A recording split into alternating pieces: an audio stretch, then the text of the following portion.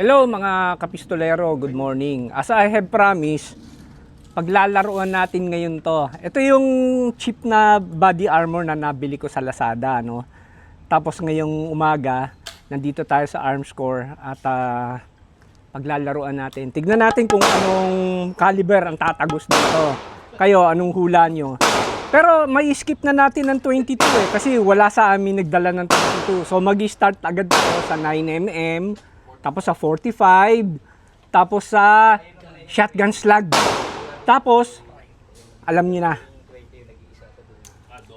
Tapos guys, kasama natin ngayon, yung mga dabar cards natin. Ito, yan. Una, si Bricks. Yan, Bricks. Say hello to the vlog. Ayan, si Doc Lawrence. Yes, Doc Lawrence. Oh. Yan, si Attorney Brian, kasama din natin. Ayan, kasama natin. Hello. Ayan.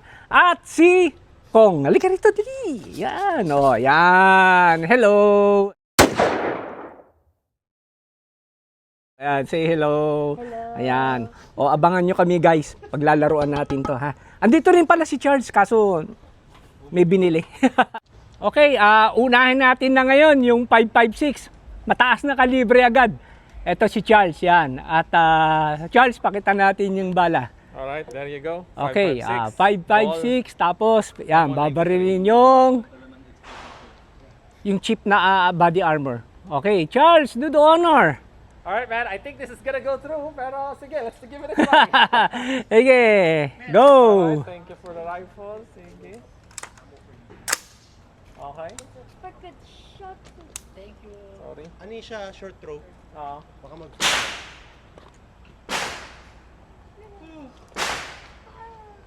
Okay. Where do you want me to hit it? Top? Top, pwede top, sige. Okay, sige.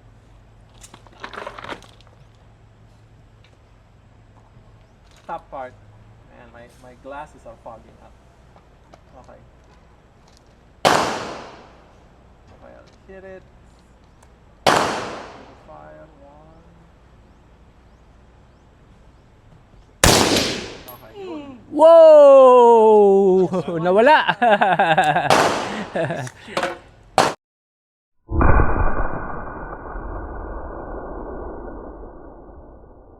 Laki ng butas. 5.56 yan, no? Ang laki. O, isa pa. Okay, 62. Okay.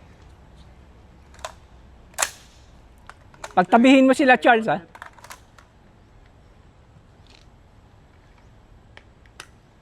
Shot. Okay.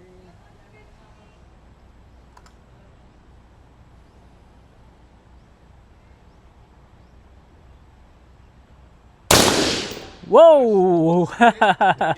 Down.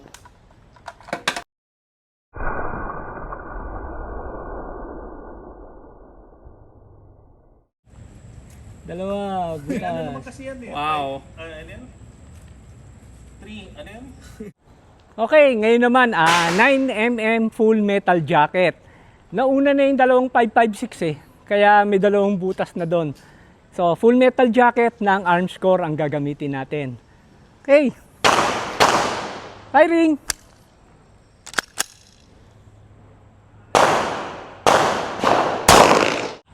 So guys, ito naman yung tama ng 9mm. Yan. Okay, ulitin natin. Full metal jacket ang gamit natin. Armscore na full metal jacket.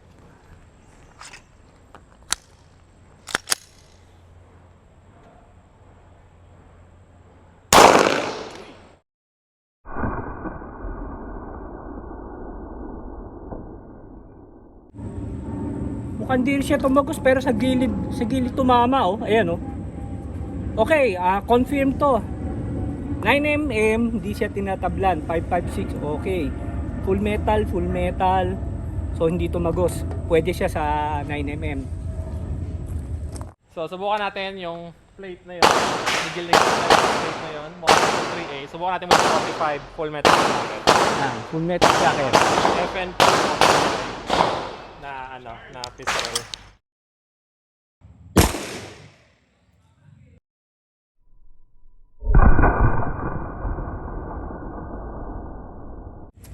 Wow. So ito yung tama ng No 45. Hindi tumagos. Walang yupi. Okay? Walang bulge. Sa 9mm, wala rin. Yan. 5.56 lang talaga. So, ayan. O, try naman natin isa pa. This time, si Bricks naman ang sumubok.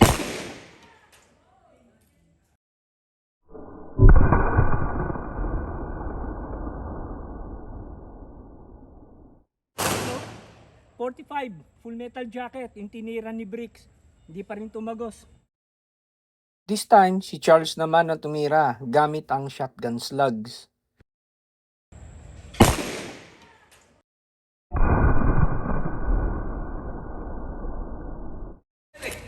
Ito yung unang tira natin sa shotgun slugs. Oh, corner pa yan ha. Corner pa yan. Hindi tumagos.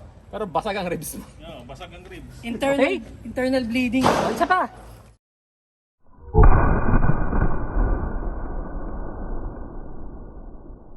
Yeah, that's. Tinan mo yung pakita mo yung likod. So ito yung pangalawang tira natin sa shotgun slugs.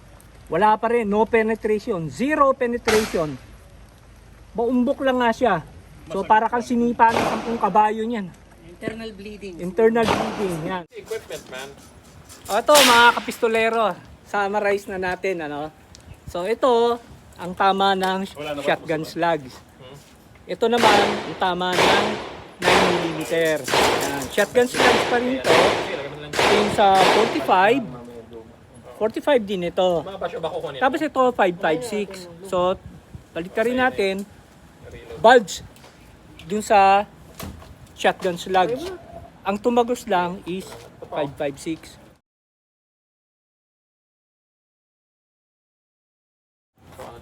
Para sa isang cheap body armor, okay na to, di ba? Yun lang, medyo para kang sinipa ng 10 kabayo nito. Mura lang to eh. Nabili lang namin sa Lazada, steel plate lang talaga siya. Pero okay, di ba? 5.56 ay talagang tatagos naman talaga yan.